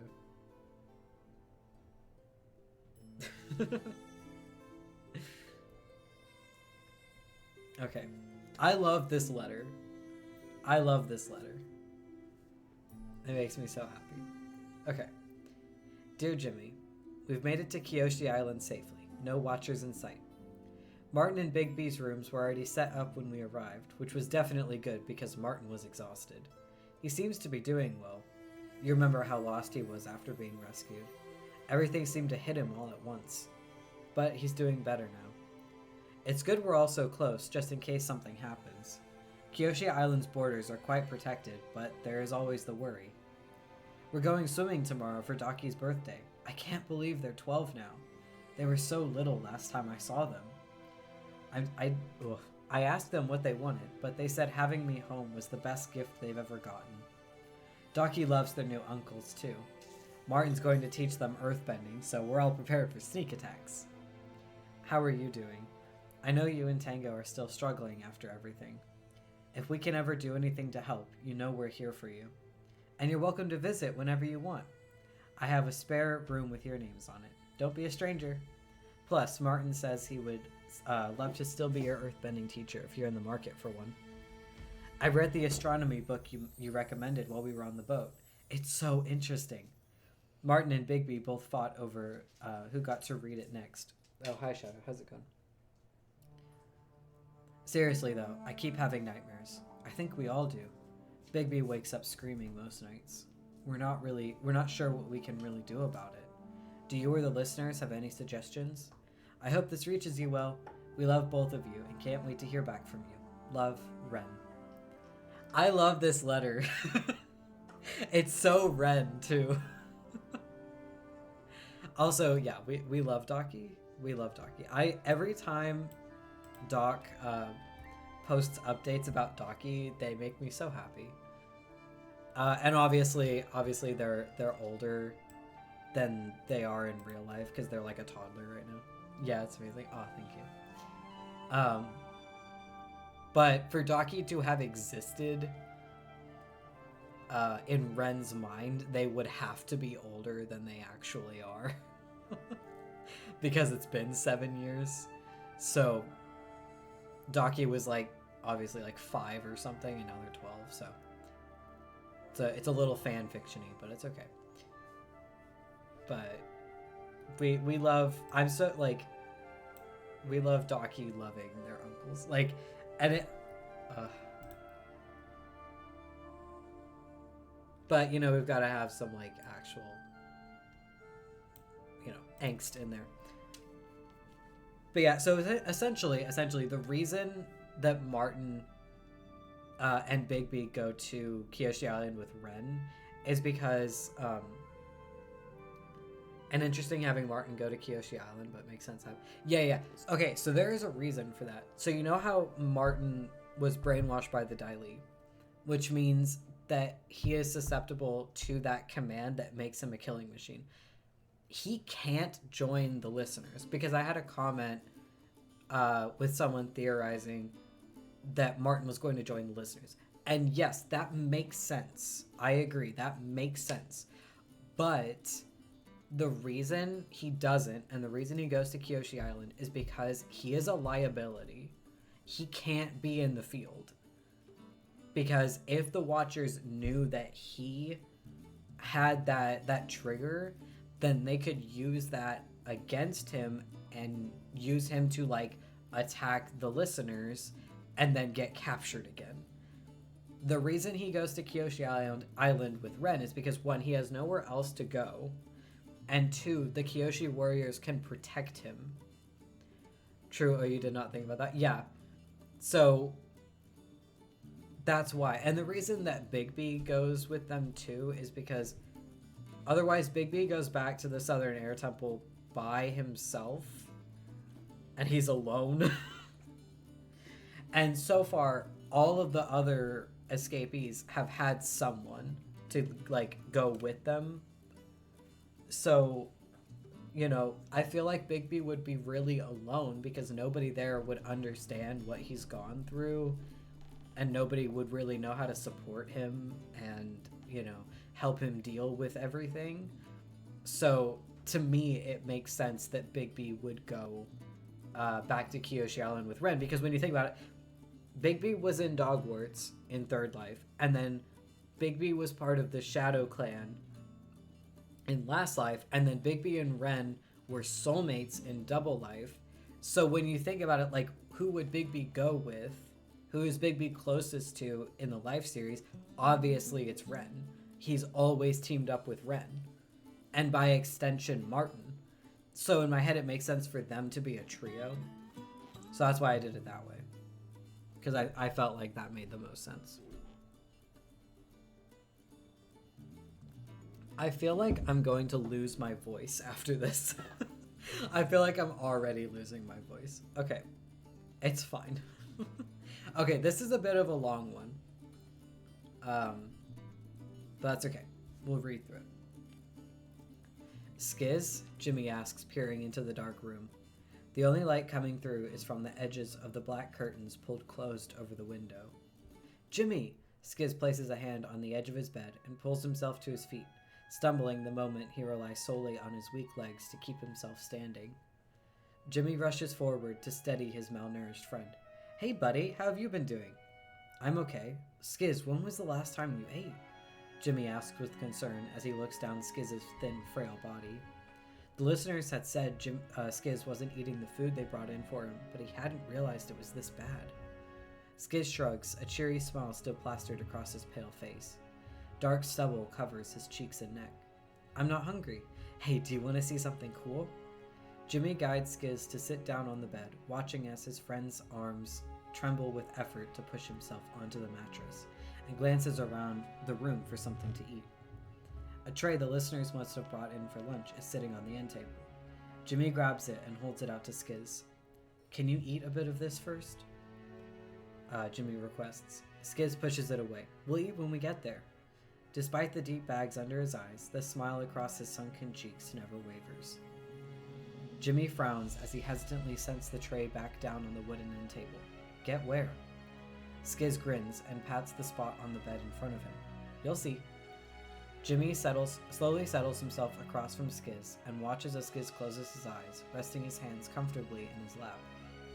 After a few moments of nothing, Jimmy reaches out and pokes Skiz's shoulder. There's no reaction. Jimmy remembers Flip saying that Skiz spends a lot of his time meditating. Maybe he's gone to the spirit world. While Jimmy is still new at all of this, he has journeyed to the spirit world a few times at Green's command. His airbending master refuses to allow him to lose the progress he's made. Jimmy thinks teaching him helps Green handle the guilt he feels, so Jimmy allows it. Breathing in deeply, Jimmy links his fingers together in his lap, closes his eyes, and meditates on traveling where Skiz's spirit was sent. When he opens his eyes again, Jimmy finds himself in a lush forest full of blooming, bright foliage of all different shapes and colors. Skiz is standing further down the path waiting for him. There you are. Come on, homie buddy. Skiz rushes over, grabs Jimmy's arm, and drags him down the path. The forest is beautiful. A soft breeze seems to be pushing them in the direction of the clearing Skiz drags Jimmy towards. As they break the tree line, Jimmy falls back while Skiz continues rushing forward to a table seemingly set up for some sort of tea party. No one has arrived yet, but it's already filled with stunning cakes and china pots of tea. Each spot has a cup waiting for them, steam rising from the top, and bowls of sugar are placed in the center of the table. Skiz rushes right past the lovely setup to a cute little cottage. "Uncle!" he knocks on the door. It opens, and an older man laughs heartily, wrapping Skiz into a squeezing hug. As the two walk away from the cottage and back to the table, Jimmy gets a better look at the man Skiz called Uncle. He's larger, dressed in middle-class Fire Nation colors, with a gray beard and longer hair flowing down to his shoulder blades. He's shorter than Skiz, and while they don't have too many physical similarities, their smiles and the crinkles around their eyes are exactly the same, even though Skiz's are now touched with pain. Uncle stops when his eyes land on Jimmy. "Skiz, who's your friend?" he asks with a happy smile. "That's Jimmy," Skiz replies, waving Jimmy closer. "He's the Avatar. He saved me, Uncle." Uncle grins and pulls out a chair, gesturing for Jimmy to sit, and pushes the chair in when he does. "Well, I am eternally grateful to you, Jimmy, for saving my nephew. Would you like some tea?" "I'd love some, thank you," Jimmy answers with a smile. He carefully takes the cup while Skiz and Uncle sit across from him. He takes a sip, and a calming warmth spreads across his body. "This is incredible." Uncle grins toothily. "Thank you. It's my own special recipe. The secret ingredient is love," he finishes dramatically. "How are you, Skiz?" Uncle asks, sipping his tea. "I'm great, Uncle," Skiz answers happily. Jimmy raises an eyebrow. Aside from the not eating, that is. Uncle narrows his eyes at Skiz. "Skizzle, we've talked about this." Skiz opens and closes his mouth helplessly. "I'm eating. See?" He grabs one of the cakes and takes a bite. "Spirit food doesn't fill the human body, Skizzle." Uncle says, "You must care for your body outside this realm if you wish to survive. You know this." "Maybe I don't want to survive," Skiz mumbles. "I just want to be with you, Uncle." Uncle sighs and places a hand on Skiz's shoulder.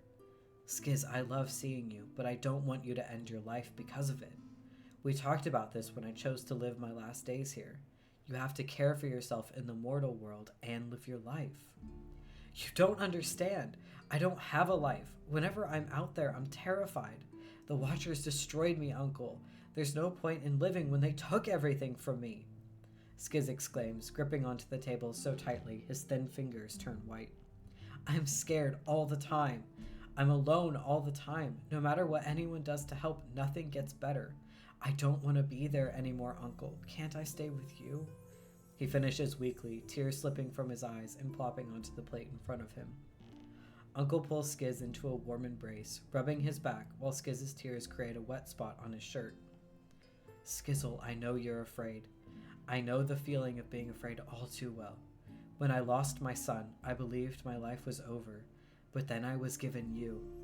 There are people in your life who care about you and rely on you, Skizzle. You have a wonderful friend in Impulse. You told me about your plans to move to the capital together. That can't happen if you're here." Uncle moves back to look into Skiz's blue eyes. "I love seeing you, my nephew, but I want you to experience life. Don't let the villains who hurt you make you fall. You are stronger than you know, Skizzle. Search for the light that is your future, catch it, and hold on to it fiercely." Skiz sniffles and nods. "Okay, I'll try, Uncle." Jimmy watches them with a small smile on his face. It's been so long since he's had that kind of relationship with his family. He was so close to his mother when he was a child, but as he got older, she worked more and had less time to be with him. Since he's been free, she sends him something in the mail nearly every day. A tear slips down his cheek. He can't wait to see her again. As they've talked, several spirits have joined them at the table. a rabbit holding the night sky in their eyes, a wispy tree stump with a smiling face, and a few others. They trade nods and grids with Jimmy before taking a seat at the table, digging into their hot tea and warm cakes. Jimmy still isn't too used to seeing spirits. While he has been to the spirit world on a few occasions, it's still a new experience, but one that he does enjoy. Suddenly, a rumbling fills the air, and Jimmy looks over to see a familiar, gigantic form sitting down at the table beside him. A warden, specifically Rancher's Revenge. Where there perhaps should have been fear at seeing a creature from the tests designed to hunt and kill them, there's only the fond sensation of seeing an old friend. The warden turns to Jimmy and bows before grabbing a piece of cake to enjoy. Rancher's Revenge was a spirit. Well, that makes sense. After tea, Skiz and Uncle part with a long hug so the two mortals can return to their world. The next day, Skiz dives into his recovery. He'll be at the listener's base for another few months at least, but Impulse stays, vowing to be the very best support he possibly can be. They grew exceptionally close during limited life, best friends for life. Eventually, Skiz digs himself out of the fearful pit they had all been caught in, and moves into the guest house on Tango's parents' property along with Zed and Impulse. They'll be okay. They'll have each other. Yeah, so this one was interesting. You love the uncle? Yeah, we love Uncle.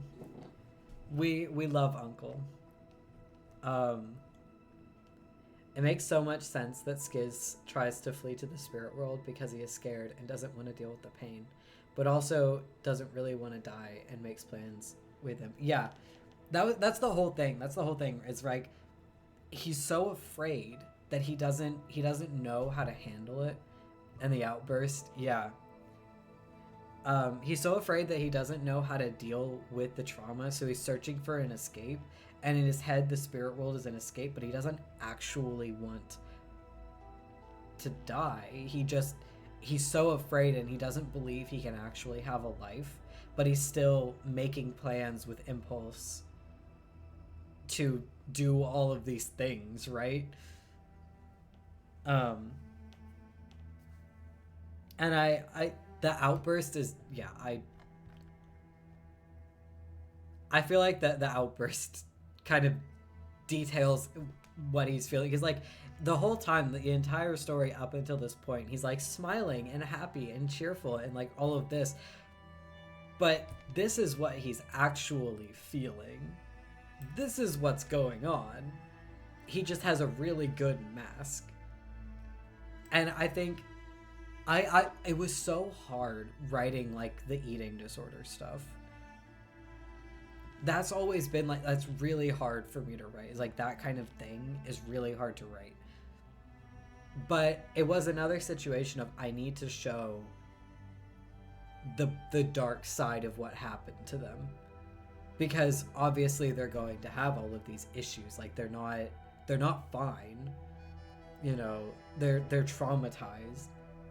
But I'm glad that Skiz is able to take the step of I'll try, because that's like the hardest thing, is deciding to work on it. And so just the simple words of I'll try is a huge thing to say. Also, did you notice?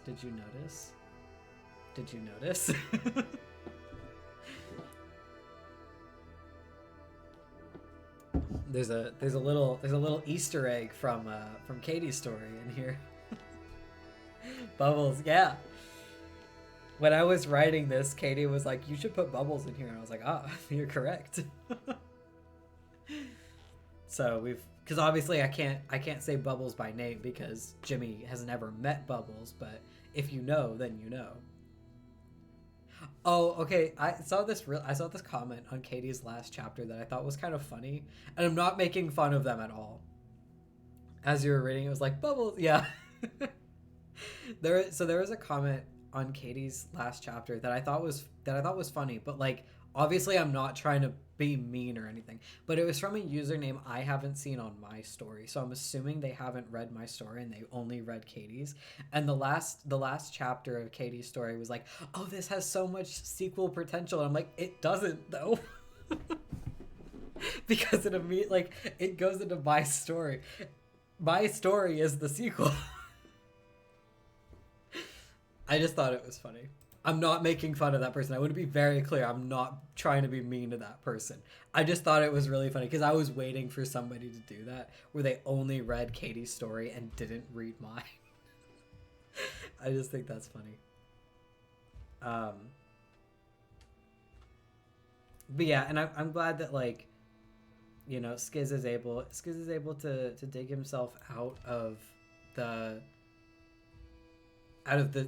stuff. Well, there is a sequel and a prequel. Yeah, literally. My story is both the prequel and the sequel of Katie's story. So they're not wrong. It just wasn't written by Katie. But you know, Skiz was able to get himself out of that pit and able to move on and live a life with his friends, and the three of them will be able to support each other. And while Zed didn't go through what they went through, Zed will be able to help them by like knowing what they've gone through. And Impulse and Skiz will be able to, you know, like basically Zed will be there to help them calm down when they wake up from nightmares and have panic attacks. And they'll be like, Impulse and Skiz will be there for each other to talk about like their issues and be able to say, I know exactly what you're feeling. Oh, and Rancher's Revenge, genius move. Oh, thank you. That was planned from the moment I wrote that. Like, this wasn't just a thing that I added for this chapter. That was a plan. Rancher's Revenge was always a spirit. I always had. That's why he bowed. That's why Rancher's Revenge bowed to Jimmy in that chapter. That was intentional. and nobody noticed. And I was like, at some point, somebody's like, we're gonna get to this chapter. Somebody's gonna reread that and go, that's why he bowed. And I can't wait for that. It's gonna be great. I do wonder if anyone's gonna actually reread this story when it's over. Or if it's just gonna move on to be the one-shots. It's interesting. It's an interesting thought. Because I'm still at the point where sometimes it's hard to believe that the people who read my stories are actually real people. Like, you're real people. You're actually on the other side of the screen reading this, and sometimes it's hard to believe. So I wonder if anyone's gonna actually reread this story at some point. Either way, I'm happy that you guys enjoyed it as I was writing it, or as I was posting it. I am definitely gonna lose my voice. This is great. It's a good thing I don't have to talk to anybody tomorrow. Okay. That is so cool how connected that was. I mean, I thought it was just, hey, Jimmy is the avatar, why ever would a creature bow, but never guess the spirit thing and not make sense. Yeah, exactly. It's like you, yes, I am real, or am I a spirit? Oh, is Nini a spirit? The lore.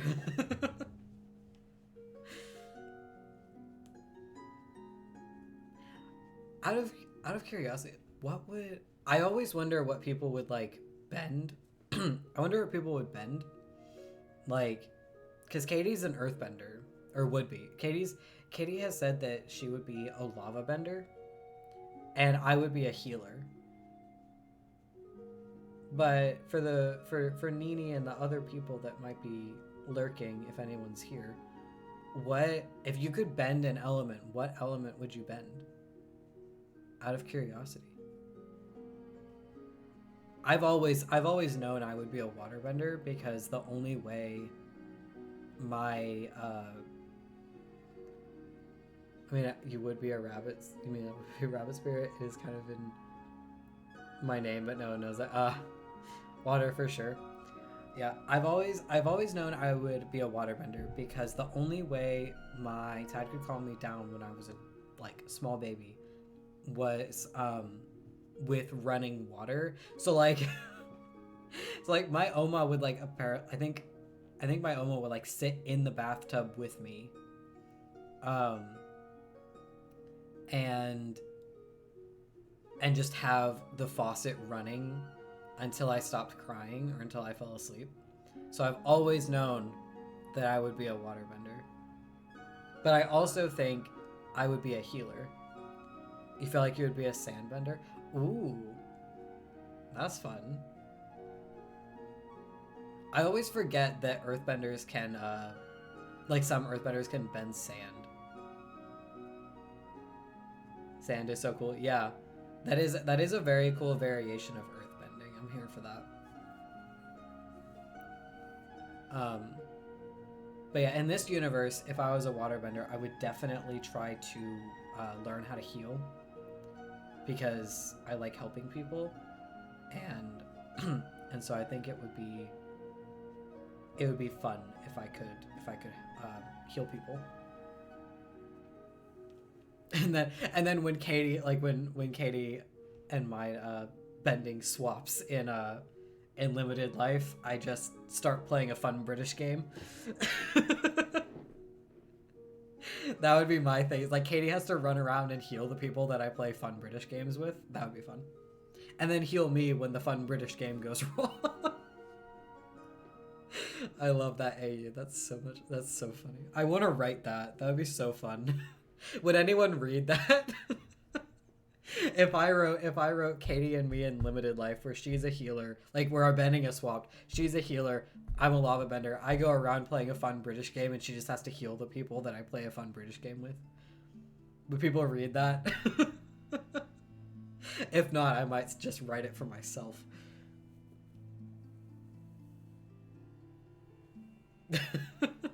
I love that idea so much. Don't mind me.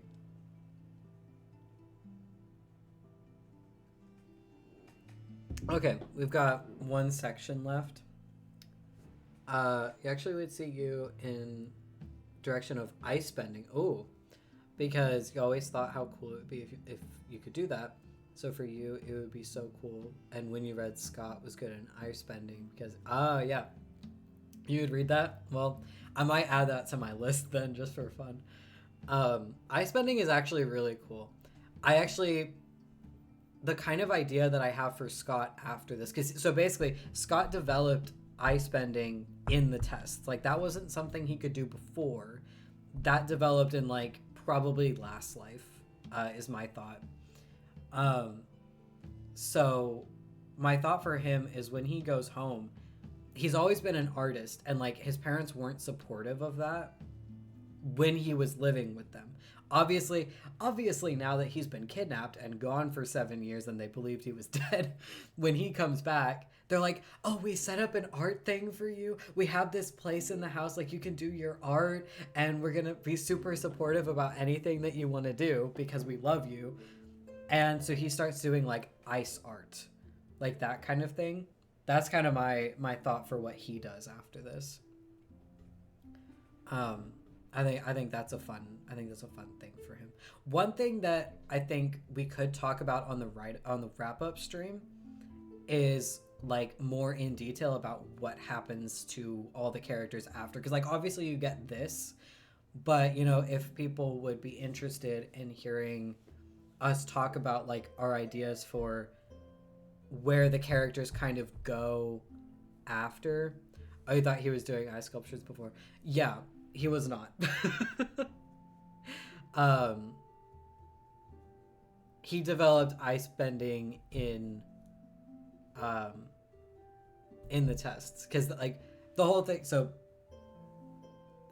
yeah, the whole thing for the Watchers is that they were trying to bring bending back. Like, they're trying to make bending more common because it's kind of dying out. And they're also trying to make the variations more common by doing these tests. And Scott ended up being a success by developing ice bending. But if people are interested in that, I can go more in depth about that on the wrap up stream. I can put that down in our notes. Oh gosh. Yeah. Okay. We're at 2 hours, so let's go ahead and read and talk about this last section so that I can go rest. Because my voice is fading. Okay.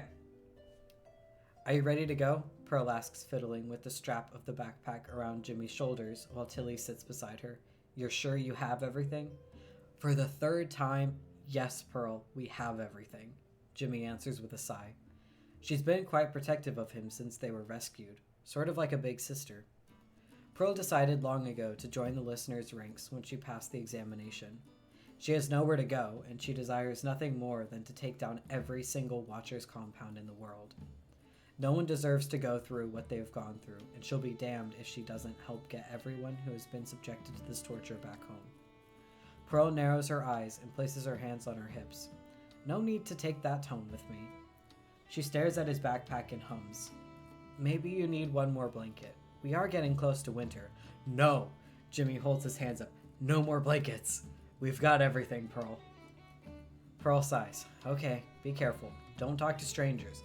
I know that's a kid's warning, but seriously, you never know if the stranger is a watcher. Write to us frequently. Let us know when you get to the southern air temp. Remember to eat and drink. Anything I'm missing? She mumbles the last part to herself. Jimmy chuckles and places his hands on Pearl's shoulders. You're not forgetting anything. We're all set to go. Thank you for helping us. Pearl pulls Jimmy into a tight hug.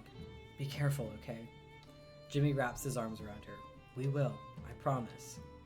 Jimmy steps away and waves goodbye to Pearl, giving Tilly a parting pat before moving to stand beside Tango. He smiles at Jimmy, and together they walk out of the interior of the listener's base and into the world beaming outside, beckoning them to start a new chapter. With a deep inhale, Tango looks at Jimmy. Where to now, Mr. Avatar? Okay, you can thank Katie for the where to now, Mr. Avatar bit, because she was the one that suggested that, and I actually love that for the last thing of the chapter. But we kind of get, in this section, we kind of get an end, or like, wrap up of Pearl's thing. Saying that she decided to join the listeners' ranks, and all of that. Thanks, Katie, yeah. Katie has good ideas. And honestly, I love this part. This is one of my favorite parts. Because that's such a big sister thing. Like, no more blankets. I honestly love that part. But yeah, we kind of get a wrap up of Pearl's thing, and we also get a wrap up of Jimmy and Tango. And also, like, I can't believe we've got one Saturday left, guys. Like, that's actually insane.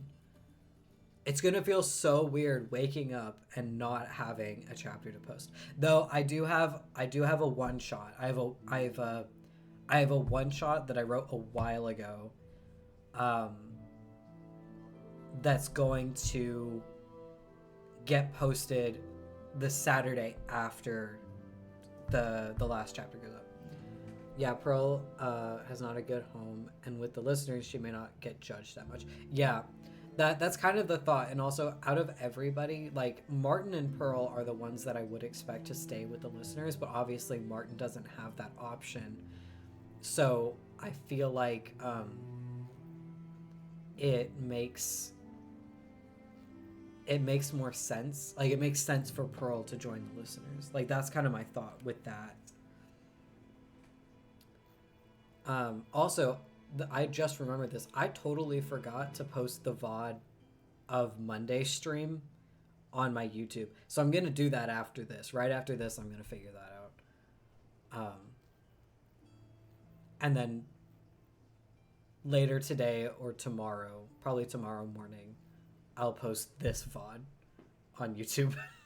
I'll also add the YouTube link to my link tree as well, so that you have that.